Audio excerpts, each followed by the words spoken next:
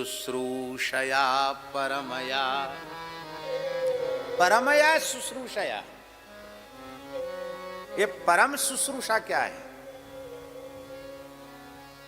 सेवक सेव्य के श्री अंग की छाया बनकर रहे, इसको कहते परमया शुश्रूषया।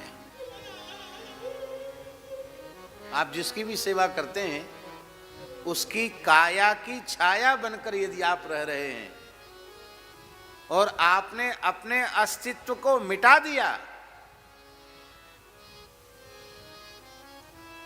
सेव्य के सुख को ही अपना सुख बना लिया, और उस सेवा के बदले तुमने कुछ भी नहीं चाहा, न अन्न चाहा, न वस्त्र चाहा, न द्रव्य चाहा, न प्रतिष्ठा चाहिए, भोग भी नहीं चाहा और मोक्ष भी नहीं चाहा, सेवा के बदले केवल सेवा चाहिए, इसको कहते परमया शुश्रूषया।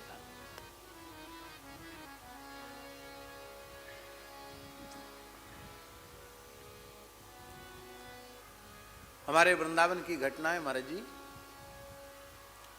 निम्बार्क संप्रदाय के श्री रामदास जी काठिया बाबा बड़े सिद्ध संत थे। काठिया बाबा का पुराना स्थान पुराना काठिया वृंदावन का एक बहुत प्राचीन संत सेवी स्थान है। पुराने काठिया से ही नया काठिया श्री धनंजय दास जी काठिया ने स्थापित किया। उसकी नींव हमारे पूज्य गुरुदेव श्री पहाड़ी बाबा के हाथ से ही लगी। वर्तमान में चतुर संप्रदाय के जो श्री महंत हैं उनमें निम्बार्क सीट जो है उसके श्री महंत श्री रास बिहारी दास जी काठिया उसी परिवार के महापुरुष हैं।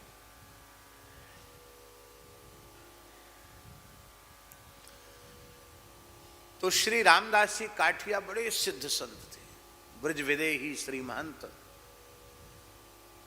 अद्भुत सिद्ध संत थे। वो निम्बार्क परंपरा में वही चतुर संप्रदाय खालसे के भी श्री महंत रहे रामदास जी काठिया।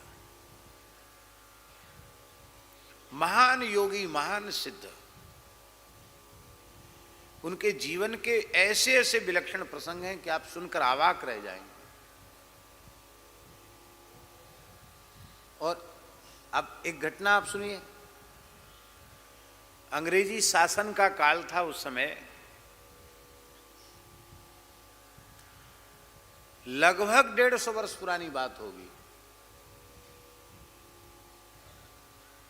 और उस समय हाई कोर्ट कलकत्ता में था, सुप्रीम कोर्ट लंदन में था।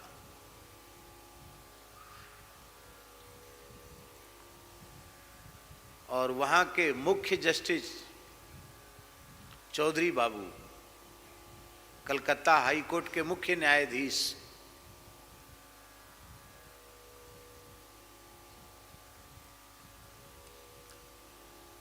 कितने बड़े विद्वान होंगे।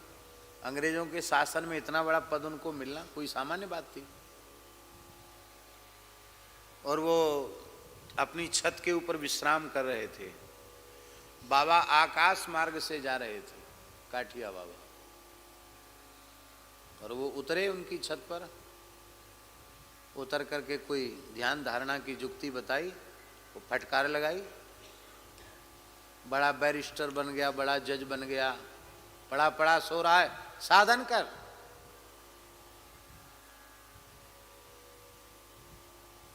भजन कर। उसके बाद उनका जीवन बदल गया। वे साधन में लग गए। मन ही मन सोचने लगे भी महापुरुष कौन जिन्होंने ऐसा हमें दर्शन दिया। तो उनकी लगन इतनी लग गई कि उन्होंने बैरिस्टरी जजी सब छोड़ दी और वे विचरने लगे उस संत की खोज में जिस संत ने आकाश मार्ग से आकर कृपा की थी। हमारा जी ये सपने की बात नहीं, प्रत्यक्ष की बात है। वो घूमते घूमते चौधरी बाबू वृंदावन में आए तो उन्होंने क्या देखा। उस समय जंगल था जहाँ काठिया बाबा का स्थान है, घोर जंगल था। तो बाबा ऐसे वृक्षों के नीचे बैठे थे। धूना अखंड धूना चैतन्य था और त्यागी तपस्वी 10-20 वहाँ बैठे थे। चिलम चल रही थी।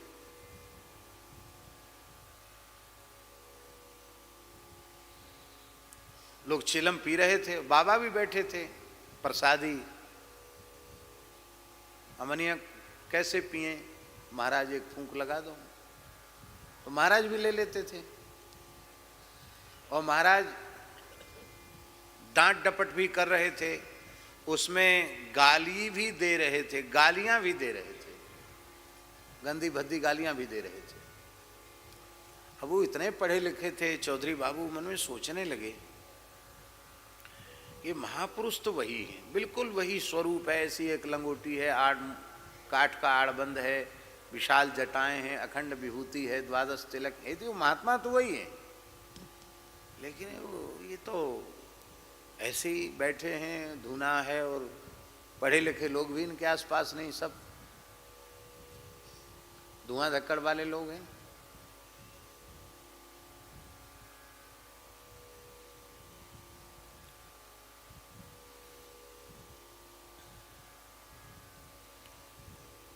तो बाबा ने किसी दूसरे साधु को लक्ष्य करके कहा, वो कहा था उन्हीं से, चौधरी बाबू से, पढ़े लिखों में श्रद्धा नहीं होती है, विश्वास नहीं होता है, वो प्रत्यक्ष कृपा प्राप्त करने के बाद भी भटक जाते हैं, भूल जाते हैं, कल्याण नहीं होता इनका।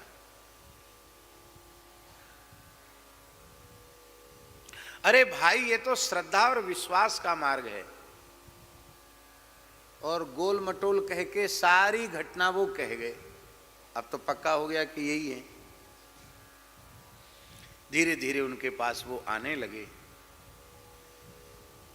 परमया शुश्रूषया के ऊपर हम बोल रहे हैं।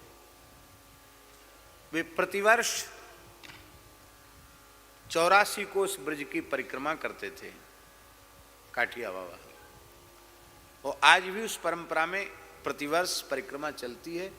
अभी उस परंपरा को श्री रास बिहारी दास जी काठिया बाबा उसका निर्वाह करते हैं, और वही एकमात्र वृंदावन की ऐसी परिक्रमा है जिसमें विरक्त साधु ही होते हैं ज्यादा से ज्यादा। अभी भी महाराज जी 400-500 साधु होते हैं परिक्रमा में, कभी कभी तो हजार साधु भी हो जाते हैं। हक्कड़ों की परिक्रमा है, इतने भंडारे होते हैं, इतनी दक्षिणा मिलती है, गृहस्थी का काम नहीं, साधु ही साधु चलते हैं। तो बाबा भी पैदल चलते थे।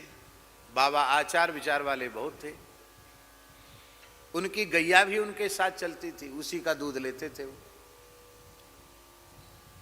और उनकी सेवा में रहते थे। काठिया बाबा की सेवा में उनके शिष्य थे, उनका नाम था गरीबदास जी। क्या नाम था? गरीबदास जी। और गुरुजी नरसिंह भगवान, आप तो समझते ही नरसिंह भगवान का अर्थ। पूज्य श्री महंत नारायण दास जी महाराज नरसिंह भगवान ही थे। वे जब तक यहाँ विराजते थे, किसी की हिम्मत नहीं जो लाली बाव की ओर आंख उठाकर देख ले।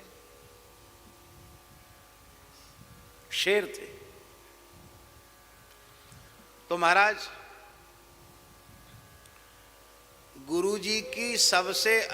गुरुजी का सबसे अधिक कोप भाजन भी गरीबदास जी ही बनते। गलती किसी की डांट इनको खानी पड़ती, मार भी खानी पड़ती।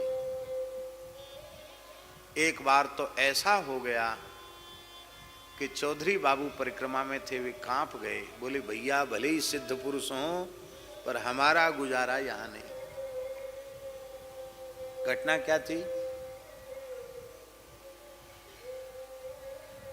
महाराज की 24 घंटे सेवा में रहते थे वो गरीबदास जी।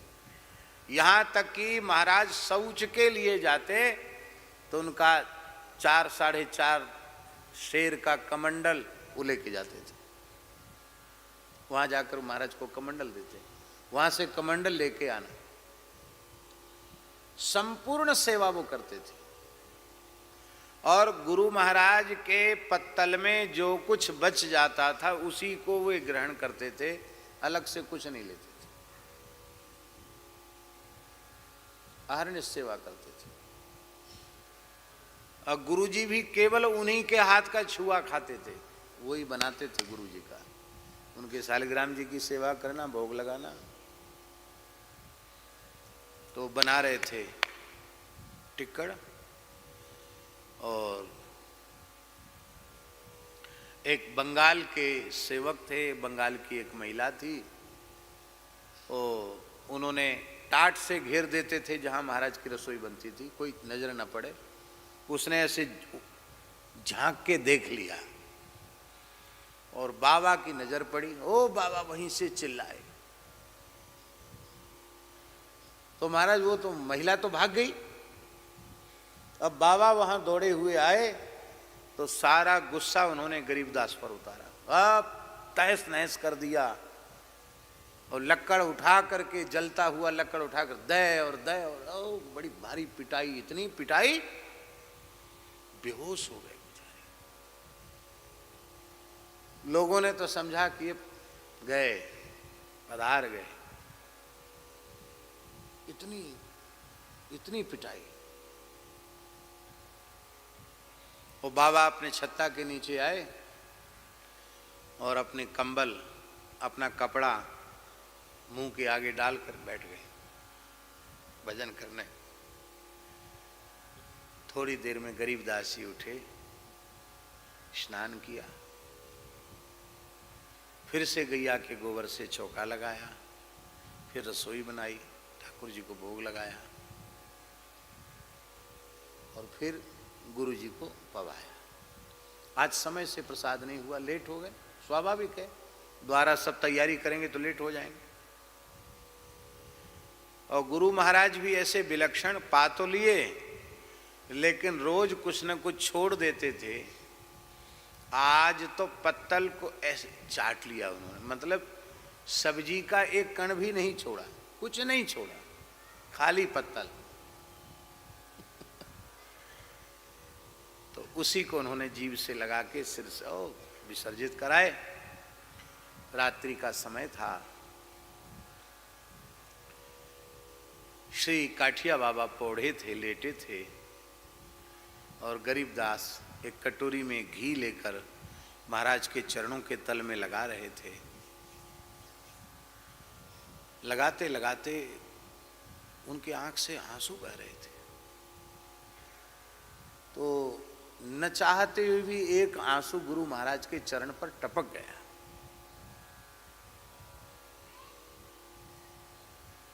समझ गए वो ये रो रहा है।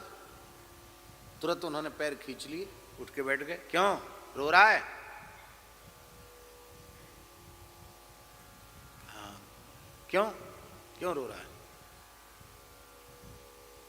हमने ज्यादा गाली दे दिया, ज्यादा पिटाई कर दिया, इसलिए रो रहा है। तो हाथ जोड़कर रोते हुए कहा कि आज हम आपको समय से प्रसाद नहीं पवा पाए, इसलिए रो रहे हैं। हमारे अब तक की सावधानी व्यर्थ चलेगी, हम आपको समय से प्रसाद नहीं पवा पाए।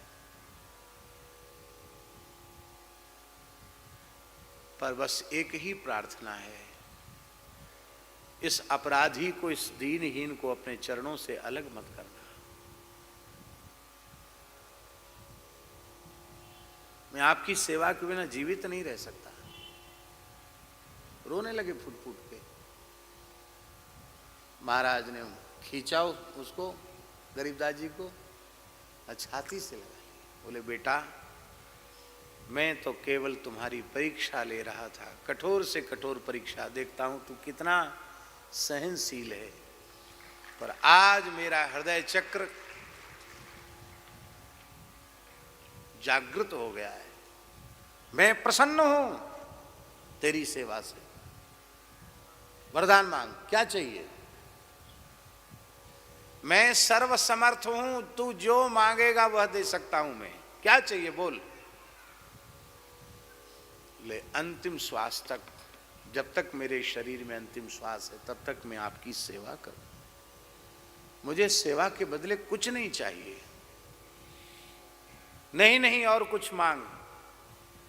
तब गरीबदास जी ने कहा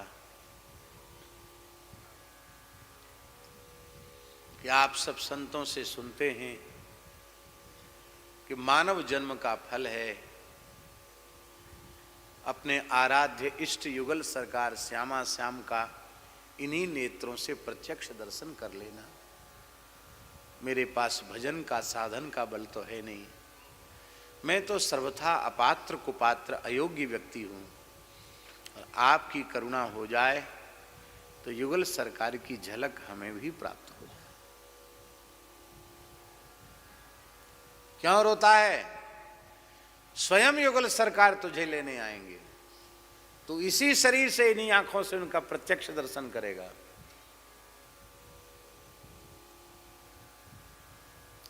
इस घटना के समय भी चौधरी बाबू वहां थे उपस्थित। तो दोपहर में तो वो घबरा गए, बोले हम तो भाई इनके पास अब नहीं आएंगे। ऐसा महात्मा दया का नाम निशान नहीं, जो दिन रात सेवा कर रहा है उसको यही पुरस्कार सेवा का। लेकिन अब समझ गए भैया, सिद्धों की लीला, महापुरुषों की लीला कोई समझ नहीं सकता, लेकिन ये देखना चाहिए कि ये जो वरदान मांगा है ये कब फलीभूत होगा। वर्ष व्यतीत होते चले गए और परिक्रमा हर साल उठती थी, और वो भी परिक्रमा करने आते थे। शायद 5-7 वर्ष व्यतीत हो गए होंगे। बिहार कुंड पर परिक्रमा पहुंची।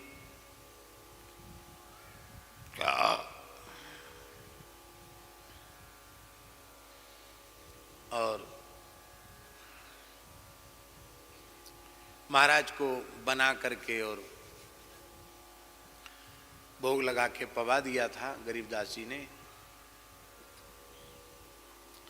शाम को 4 बजे के करीब वो फिर गुरु जी के कुछ सेवा का कार्य होता था तो आते थे, लेकिन आज वो आए नहीं। महाराज जी बहुत विलक्षण घटना है।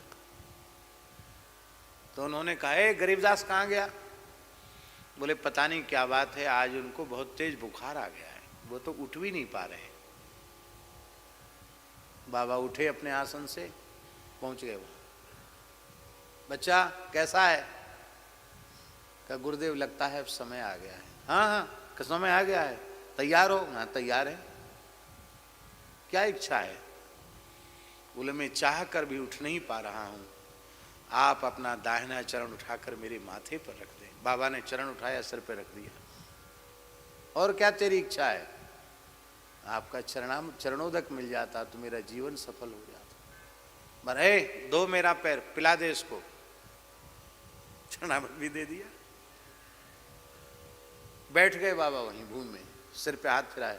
और क्या है, ठीक है ना? बोले हाँ। श्री राधा कृष्ण श्यामा श्याम सामने खड़े हैं, दाहिनी ओर ललता जी हैं, बाईं ओर विशाखा जी हैं, और निकुंज में चलने की आज्ञा दे रहे हैं। जा। तत्काल आपने प्राण त्याग दिया। इस घटना के बाद चौधरी बाबू ने विरक्त दीक्षा ले ली और उनका नाम हुआ श्री संत दास जी काठिया। तो संत दास जी महाराज बड़े प्रतापी हुए। काठिया परंपरा में महाराज जी संत दास जी काठिया बहुत प्रतापी हुए। विस्तार सेवकाने का, सेवा का, स्थान का सारा विस्तार उनके हाथ का है। सिद्ध पुरुष हुए वो भी।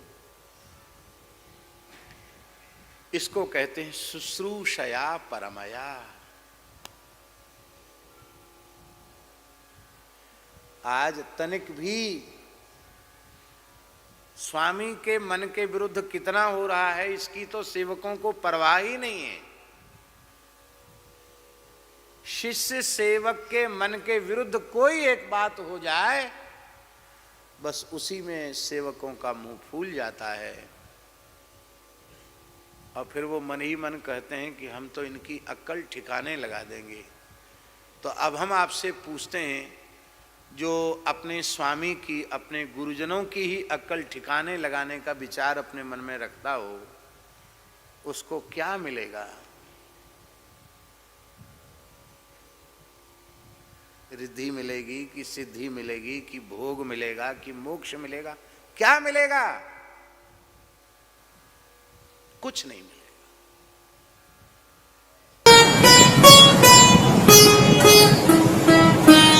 श्री सीताराम। प्रतिदिन सत्संग एवं दर्शन के लिए श्री महाराज जी के ऑफिशियल चैनल को जरूर सब्सक्राइब करें।